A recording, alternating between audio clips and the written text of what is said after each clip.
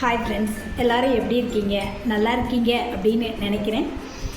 இன்றைக்கி ஆனி மாதத்தில் வரக்கூடிய கடைசி பிரதோஷங்க. இன்றைய நாளில், அதாவது செவ்வாய்க்கிழமையும் கேட்டை நட்சத்திரமும் கூடிய நன்னாளில் இன்றைக்கி பிரதோஷம் வந்திருக்கு. பொதுவாக ஆனி மாதத்தில் வர்ற பிரதோஷம் ரொம்பவே விசேஷமானது.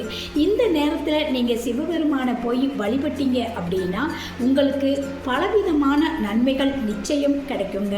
பிரதோஷம் அப்படின்னாலே சிவன் கோயிலில் நந்திக்கும் சிவபெருமானுக்கும் அழகாக அபிஷேகங்கள் ஆராதனைகள் நடக்குங்க.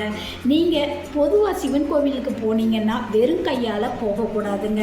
சிவபெருமானுக்கு பால் அபிஷேகம் செஞ்சீங்க அப்படின்னா உங்களுக்கு நல்ல ஒரு மன அமைதியும் மன தெளிவையும் கொடுக்குங்க. அதே மாதிரி தேன் அபிஷேகம் செஞ்சீங்க அப்படின்னா வாழ்க்கையில் உங்களுக்கு நிறைய செல்வ வளங்கள் கூடும். அதே மாதிரி பஞ்சாமிர்தத்தால் அபிஷேகம் பண்ணீங்க அப்படின்னா கணவன் மனைவிக்குள்ள ஒற்றுமை கூடுங்க. சிவபெருமானுக்கு தயிர் கொண்டு அபிஷேகம் செஞ்சீங்க அப்படின்னா எதிரிகள் விலகுவாங்க. சிவபெருமானுக்கு திருநீரால் அபிஷேகம் செஞ்சீங்க அப்படின்னா உங்களுக்குள்ள நோய்கள் நீங்கி நீங்கள் ஆரோக்கியமாக இருப்பீங்க. அதனால் இன்றைக்கி சிவபெருமான் கோவிலுக்கு போகிறவங்க கண்டிப்பாக நான் சொல்லிய பொருட்களில் ஏதேனும் ஒன்றை எடுத்து அபிஷேகம் செஞ்சு பாருங்கள்.